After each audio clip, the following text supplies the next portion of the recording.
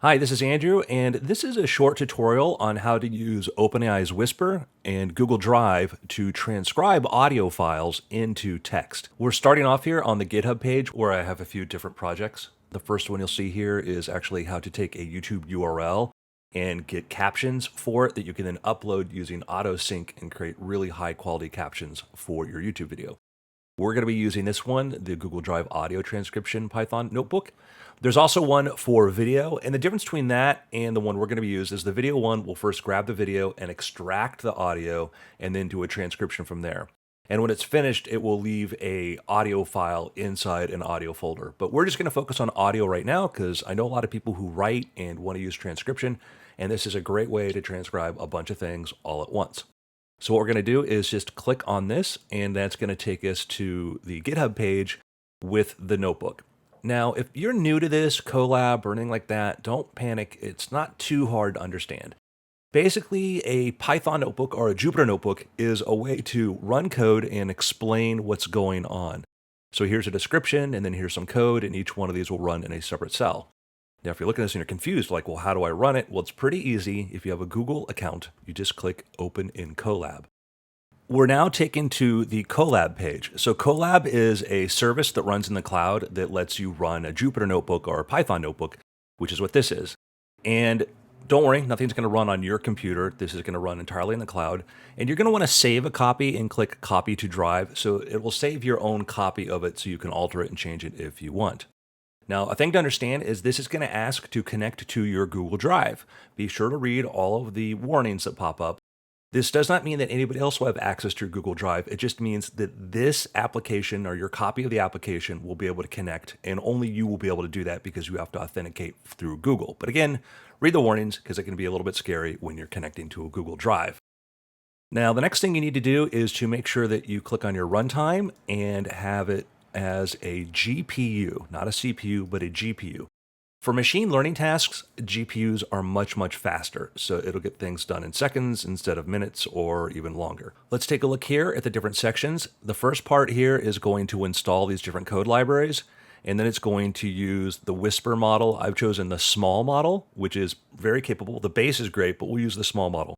If you're working with something that might be really noisy audio or foreign languages, etc., then you might want to use the medium or the large model. You notice that it has .en after the first four models. That means just use the English version. If you're using another language, then you would get rid of that. The large one doesn't have that option. I have .en because I know that I'm going to be using it with English language audio files. So the next step is after you've loaded those libraries, you're going to run this function. And each time you run a function, you just click on that little button there. This is going to mount your drive. It's going to have a pop-up that's going to ask you for permission in order to connect to your Google Drive.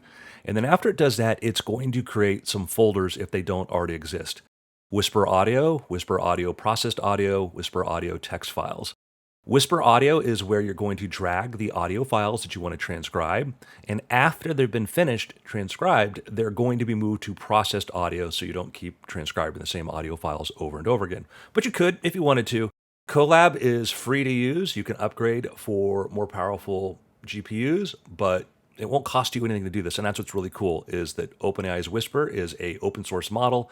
Colab is free, and if you have a Google account, you're all set. You don't have to pay anything, even if you want to do large amounts of audio files. And the quality of this is phenomenal. The quality of Whisper is better than any transcription service I have ever used. So after it's created these folders, it will then give you the option, or just tell you, hey, upload any audio files you want into Whisper Audio. So you'll go to your Google Drive, and if this worked, you'll see a folder called Whisper Audio. And that's where you can put in a file like a MP3 or a .m4a file or a group of them. And once you've done that, you'll go down to this step and you will click on the button there. And this is going to reload the drive in case you've just added anything to it. And then it's going to search through there for all of the relevant files, go through them, and then one by one, start to transcribe them. After it's finished transcribing them, you're going to have outputs that are going to be in the text folder, which you will see in your Google Drive. So that's what's cool. Every time you want to add new files, just add them to the audio file folder, Whisper Audio, and then come here. And if this is already open, you can probably just run it from right there. You don't have to run anything else. If you close this window or it's been idle for too long, you may have to reinstall everything, which will take you like a minute or two. So it's pretty straightforward. So let's go ahead and get this going. I'm going to click this button right here, and that is going to tell me, hey, this was not authored by Google. Correct. I wrote this notebook. So I'm going to click run anyways. And that's to let you know, like maybe you need to make sure you trust everything that it's doing. You can see down here that it's running through all the things it has to load, and some of the things might already be there by default, other things it has to load. It's loading the Whisper framework, and it's going to load the Whisper model and everything else it needs to get that going, and you can just sort of see the process. Now you'll know that this is done because it will stop doing that, and there will be a green check mark up in this corner, which there's not, so we know that it's still running. If for some reason you need to stop it, you just can click on that and stop it. And let's see, it's now loading. That's the Whisper model. The size of the model we're using is 461 megabytes. The other ones get much larger, but I found that this one's pretty fast and very capable. And it's finished loading that, and we should be finished with all of our libraries in a moment. There we go. There's our check mark. Now to get rid of that output, I just click on that. All it does is just basically hides that. Everything should be fine. Now I need to mount my Google Drive. So I'm going to click on this button here, and it's going to ask for permission. Yes, connect to Google Drive. Now it's going to tell me some warnings. It's going to say, hey, listen, you need to grant us permission to this account, which I'm going to do that. And then it's going to tell me all the things that this can do. And this is using Google Drive for Desktop, which is an application that integrates between your desktop and the cloud. This will tell you all the things that it can do. Now, only you are going to be using this application, so only you are going to have access to these things, but be sure you know what you're doing. So I'm going to click Allow. So now what I'm doing is it's actually mounting the drive to this Colab. Sometimes this takes a moment, sometimes it takes a little longer. Now, if I click on this folder icon here, I can actually see my Google Drive. And so I can access it through here. And that just shows you that it's actually connected to that space. But since we've done that, we're good. So next it says upload any audio files you want transcribed in the Whisper audio folder in your Google Drive. So I'm going to go to Google Drive and I'm going to look for the Whisper audio folder. And here we are. It's in my drive, Whisper audio. There might be an instance where your Google Drive might have a different name. If we go back here, we look at how it's connecting. It's my drive with no space. Here it lists it as my space drive. I believe this is pretty standard, but if you're getting some sort of error, you might want to check to see if there's a different way your Google Drive is structured. Now that I'm here, I can see I have no audio files.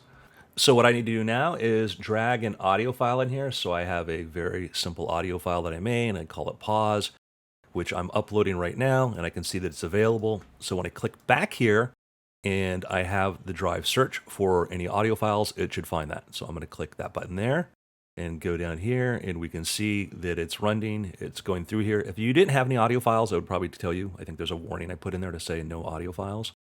It's grabbed the file, and it's going to read out the audio. You'll get little warnings that will say like Pi sound failed, trying audio read instead. This is just basically saying that it's trying different codecs or different libraries to access the audio. This is standard. It worked.